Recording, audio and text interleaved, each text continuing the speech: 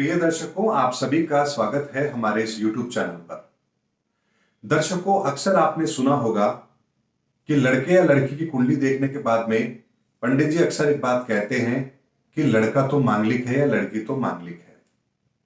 और फिर माता पिता क्या करते हैं, लड़के या लड़की के लिए जो वर ढूंढना होता है या वधू ढूंढनी होती है वह भी वो मांगलिक ही ढूंढते हैं। लेकिन इस वीडियो के अंदर आज आपको मैं मांगलिक कुंडली के संदर्भ में कुछ ऐसे रहस्य बता रहा हूं जो आप लोगों को जानना आवश्यक है। दर्शकों, एक चीज को ध्यान रखिए, मांगलिक कुंडली केवल मंगल से ही नहीं बनती है। यानी कि मांगलिक कुंडली के लिए मंगल, सूर्य, शनि, राहु और केतु ये 5 ग्रह जिम्मेदार होते हैं किसी भी कुंडली को मांगलिक कुंडली बनाने के लिए। यानी कि जरूरी नहीं है कि लग्न के अंदर चौथे भाव में, सप्तम भाव में, अष्टम भाव में या 12वें भाव में मंगल हो तो ही कुंडली मांगलिक बनेगी। यहां पर यदि इन घरों के अंदर सूर्य हो, शनि हो, राहु हो, केतु हो तो भी यहां पर कुंडली मांगलिक बनेगी।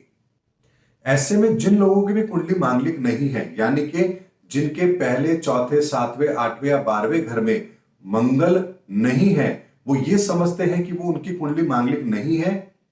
लेकिन यदि इन घरों के अंदर सूर्य है, शनि है, राहु और केतु भी यदि है तो आप मांगलिक हैं और आपकी शादी किसी मांगलिक लड़के या लड़की से जरूर हो सकती है। यानी कि केवल इतने से भ्रम में ना रहें कि आपके इन घरों के अंदर मंगल नहीं है तो आप मांगलिक नहीं है, तो अब आपकी किसी से भी शादी हो सकती है। हां, किसी से भी आप शादी कर सकते हैं, यानी कि नॉन मांगलिक लड़के या लड़की से भी शादी कर सकते हैं, लेकिन आपकी शादी मांगलिक लड़के या लड़की से भी हो सकती है।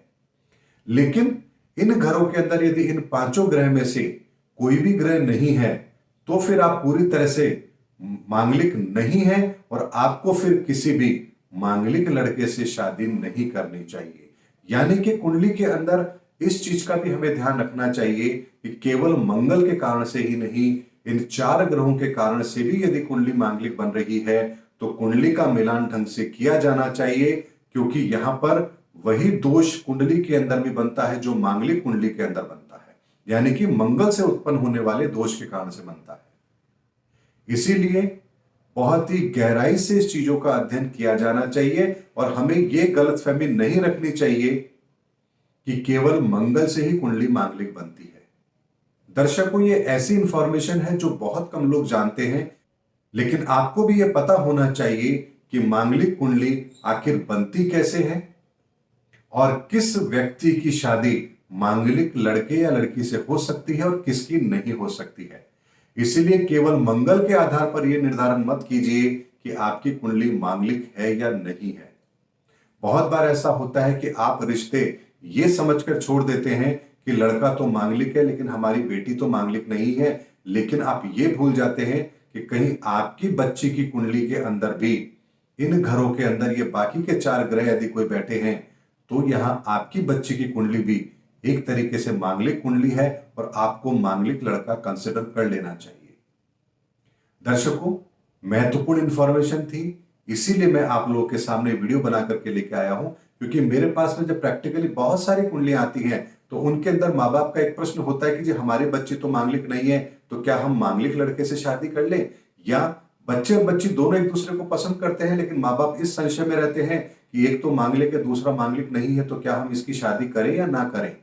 तो यहां पर यह वीडियो आप लोगों की बहुत बड़ी मदद करेगा कि मांगलिक कुंडली का निर्धारण इन 5 ग्रहों के आधार पर तय होता है कि जातक की कुंडली मांगलिक है या नहीं है, और उसी के आधार पर आपको निर्णय भी लेने चाहिए। उम्मीद करता हूं दर्शकों, मेरा वीडियो आपको जरूर पसंद आया होगा। अगले वीडियो में आपसे फिर मुलाकात होगी, तब तक हमारे चैनल पर बने रहिए। जय हिंद, जय भारत।